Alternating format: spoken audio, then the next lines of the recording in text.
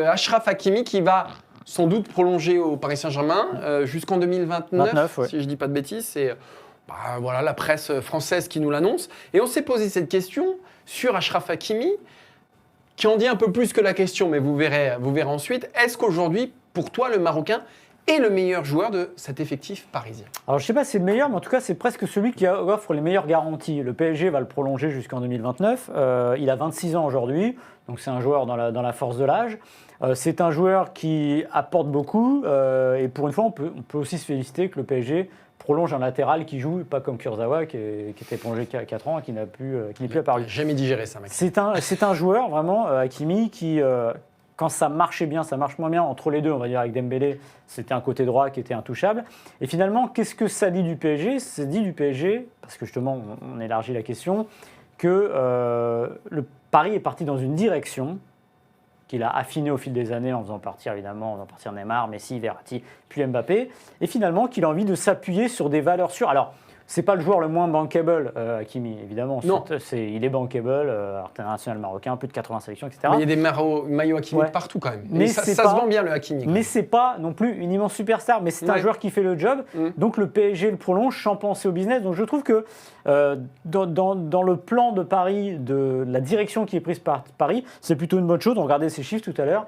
13 matchs, 2 buts, 3 passes décisives. Pour un latéral aussi offensif soit-il, c'est bien. Et je trouve qu'il y a un symbole, sportivement, en tout cas sur le terrain. Je dis bien sur le terrain, il est irréprochable. Mais au-delà de ça, au-delà des statistiques, prenez le match contre l'Atlético, enlevez Hakimi, il ne se passe rien dans ce PSG. Oui. C'est-à-dire qu'aujourd'hui, l'axe central du Paris Saint-Germain, c'est l'association Hakimi-Dembélé.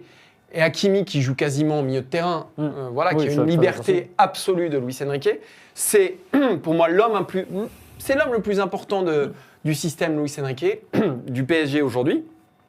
Et de toute façon, et ça tu l'as très bien dit aussi, c'est le seul qui est fiable, qui a des états de service au très très haut niveau Ligue des Champions. C'est le seul avec qui? Avec Marquinhos, qui est un peu sur la descente.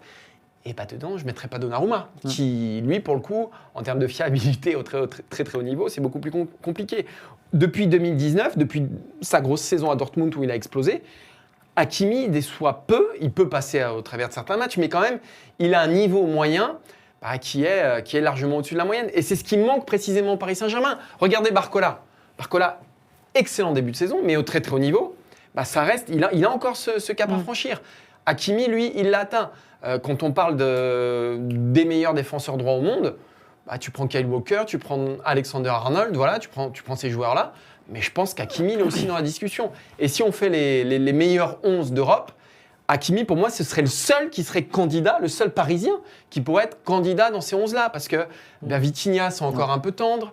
Marquinhos, ça baisse un petit peu. Donnarumma, il est beaucoup trop irrégulier. Il y a bien mieux à son poste. Et devant, j'en parle même pas, où ils sont tous trop verts. Même Dembélé, il est beaucoup trop irrégulier au plus haut niveau. Donc Hakimi, c'est la base du Paris Saint-Germain. Et c'est pour ça que moi, en tout cas, j'en fais, oui, le meilleur joueur du PSG.